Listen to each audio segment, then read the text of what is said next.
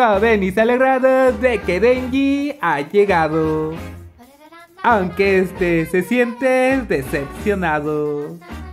Pero Kobeni le asegura que este día será grandioso.